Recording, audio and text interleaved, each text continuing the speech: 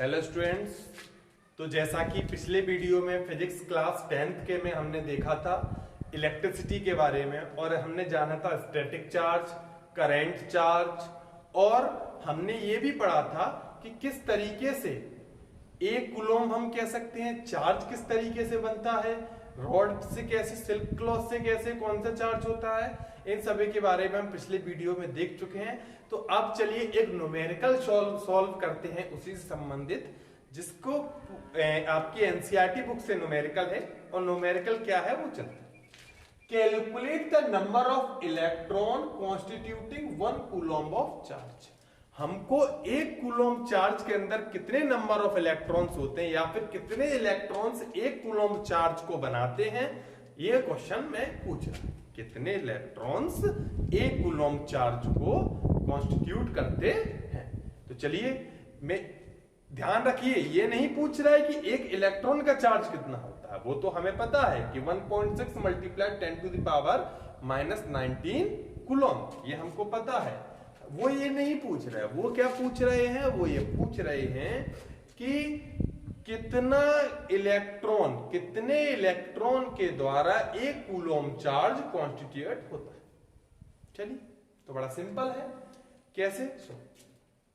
हमको ये तो पता है कि एक इलेक्ट्रॉन में कितना चार्ज होता है, तो 1 इलेक्ट्रॉन कंटेन्स, एक इलेक्ट्रॉन में कितना चार्ज होता है, 1.6 multiply 10 to the power -19 coulomb of charge. अब क्या करना है? देखिए, ये 1.6 1 से ज्यादा नहीं है, क्योंकि यहाँ पे 10 टू द पावर -19 है 0.00000000000 बहुत 19 टाइम्स 18 टाइम्स 0 आएगा, तब आपका कहीं 16 आएगा। ओके, तो यहां पर ये 0 से भी लेस वैल्यू है एक इलेक्ट्रॉन की, और हमने पिछले वीडियो में ये भी बताया था कि इससे स्मॉलेस्ट चार्ज दुनिया के किसी पार्टिकल पर नहीं हो सकता। तो चलिए, अब हम देखते हैं। तो calculate the number of electron in 1 coulomb of charge. इसके लिए जो फॉर्मूला लगेगा वो ये लगेगा कि Q is equal to N, Q is equal to N. अब सोच रहा हूं what is Q, what is N, N what is E। Q का मतलब होता है टोटल चार्ज, मींस चार्ज कितना है, और चार्ज किस में आएगा, कूलम में। N is equal to number of electrons, और इलेक्ट्रॉन्स किस में, आप तो जानते ही हैं कि कितने नंबर ऑफ इलेक्ट्रॉन्स, तो हमको ये तो फाइंड करना है, तो टू फाइंड करना है इसको, तो टू फाइंड आउट, ये तो हमको निकालना ही है कि कितने नंबर ऑफ इलेक्ट्रॉन्स है। और E means charge of N electron, एक इलेक्ट्रॉन पे कितना चार्ज है। तो फॉर्मूले के according Q is equal to charge किस में आएगा, कूलम में, तो वो पूछ रहे हैं एक कूलम चार्ज, तो 1 कूलम। ओके, यहां पर n हमको निकालना है, नंबर ऑफ इलेक्ट्रॉन्स निकालना है कि कितने इलेक्ट्रॉन से एक कूलम चार्ज बन रहा है। तो यहां पर n हमको क्या करना है, फाइंड आउट करना है। मल्टीप्लाई 1.6, ये क्या है, 1.6, ध्यान आया कुछ, ये है इलेक्ट्रॉन कंटेंस, इतने कितने इलेक्ट्रॉन, एक इलेक्ट्रॉन में जो इतना चार्ज होता है वो E is equal to charge of 1 electron. चलिए, अब हम देखते हैं। तो यदि हमको कूलम दिया है, कितना मतलब चार्ज दिया है हमको, एक इलेक्ट्रॉन पे कितना चार्ज है वो भी दिया है हमको फाइंड आउट करना है नंबर ऑफ इलेक्ट्रॉन्स। तो n को हम इधर ले आएंगे, और जैसे ही ये अपनी डायरेक्शन को चेंज करेगा, तो अकॉर्डिंग टू मैथ 1 कूलम इधर आ जाएगा, और 1.6 जो है वो नीचे जाएगा।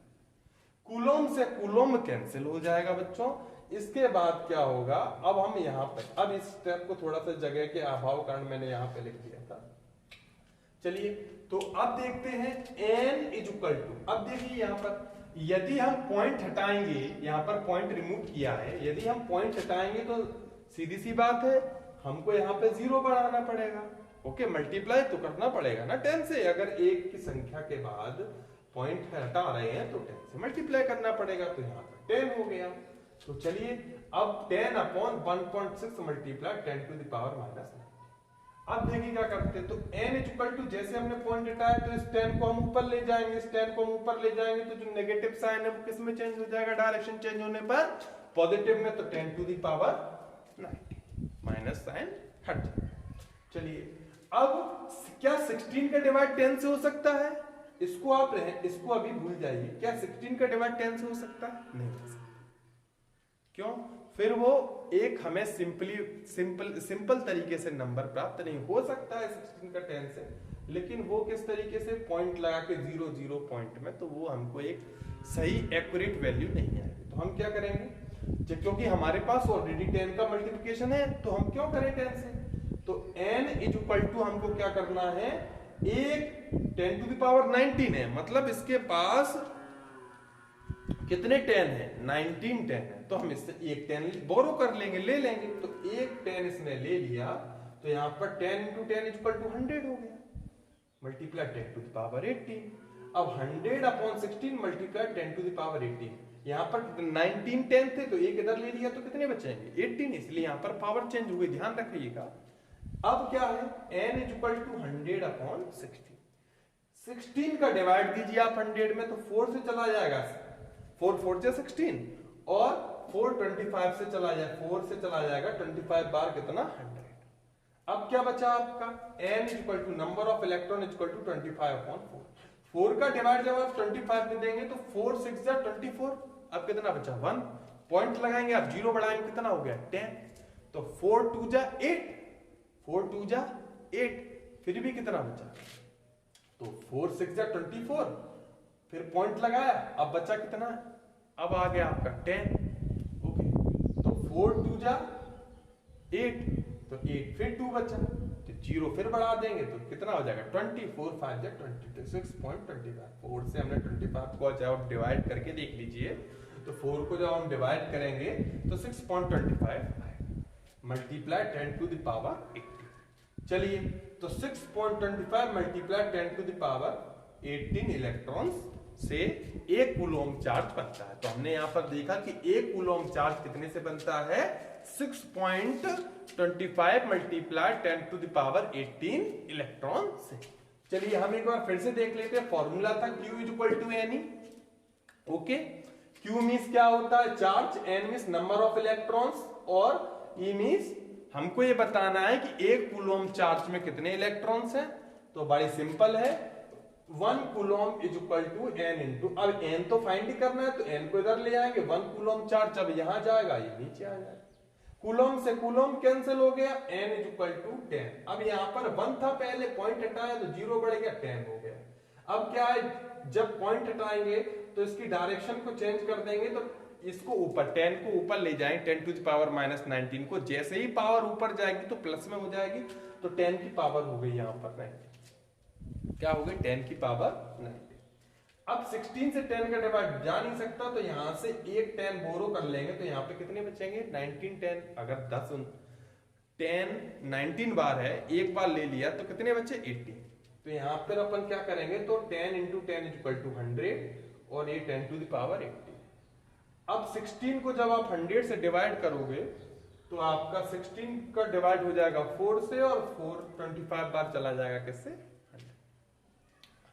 अब 25 अपॉन 4 से जब आप डिवाइड करोगे 25 को, तो 6.25 बार कैंसल हो जाएगा, और इससे हम देख सकते हैं n equal to 6.25 multiply 10 to the power 18 electrons, यानी कि हमारे पास बच्चे कितने 6.25 multiply 10 to the power 18 electrons के द्वारा 1 कूलम चार्ज कॉन्स्टिट्यूट होता है। बड़ा सिंपल है, ओके। अब चलिए, अब हम देखते हैं टॉपिक नंबर 2। टॉपिक नंबर 2 क्या है, और एक और बात ध्यान रखिए, यदि आपसे कोई पूछता है 2 कूलम चार्ज, तो यहाँ पे बस वैल्यू चेंज हो जाएगी, 3 coulomb charge, 4 coulomb charge, 5 coulomb charge, हम आराम से निकाल सकते हैं कि 10 कूलम चार्ज में कितने इलेक्ट्रॉन्स होंगे, same formula, same process. Topic number 2, सिर्फ डिजिट चेंज होंगे। अब आता है इलेक्ट्रिक पोटेंशियल। पोटेंशियल मींस होता क्या है आखिरकार, तो हमने 9th क्लास में पोटेंशियल एनर्जी के बारे में पढ़ा है, यहां पर भी एनर्जी का ये फॉर्म है, लेकिन वो पोटेंशियल अब ये इलेक्ट्रिसिटी के अंदर है। तो इलेक्ट्रिक पोटेंशियल क्या होता है, इलेक्ट्रिसिटी का पोटेंशियल क्या होता है, चलिए। तो यहां पर है अमाउंट ऑफ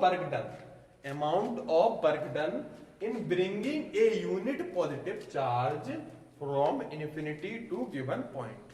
इन्फिनिटी से एक पॉइंट तक, इन्फिनिटी से एक गिवन पॉइंट तक, याद रखिए हमेशा, इन्फिनिटी से एक गिवन पॉइंट तक हमें जो वर्क डन लगता है चार्ज को लाने में, उसे हम क्या कहते हैं, पोटेंशियल डिफरेंस। नहीं आया समझ में?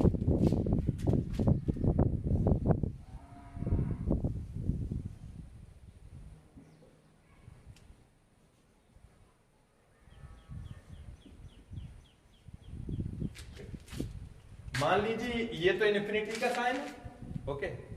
अब इन्फिनिटी से कोई चार्ज, दरअसल इन्फिनिटी पर चार्ज की कोई स्पेशल वैल्यू नहीं होती। इन्फिनिटी पे जो चार्ज होता है वो 0 होता है। ये हम रेफरेंस के तौर पे ले लेते हैं, अपने कन्वीनियंस के लिए ले लेते हैं। क्यों? अगर हमें ए पॉइंट का निकालना है, ए पॉइंट का निकालना है, तो हमें ये भी तो मानना पड़ेगा कि हम कहीं से चार्ज ला रहे हैं। यदि हम क्या करते हैं, सिर्फ एक, हमें मान लो इस पॉइंट का निकालना है कि यहाँ का पोटेंशियल डिफरेंस क्या होगा। अब मैं यहीं से चालू करूं तो क्या कह सकते हैं, पोटेंशियल डिफरेंस निकाल ही नहीं पाएंगे। इसलिए हमको एक इन्फिनिटी यानी कि रेफरेंस चाहिए, ओके। अगर ये पॉइंट क्लियर नहीं होता तो पोटेंशियल डिफरेंस को जब हम पढ़ेंगे तो और क्लियर कर लेंगे। अब यहां पर एक बार मैं फिर से बता रहा हूं, amount of work done, work done means joule, काम कर रहा है।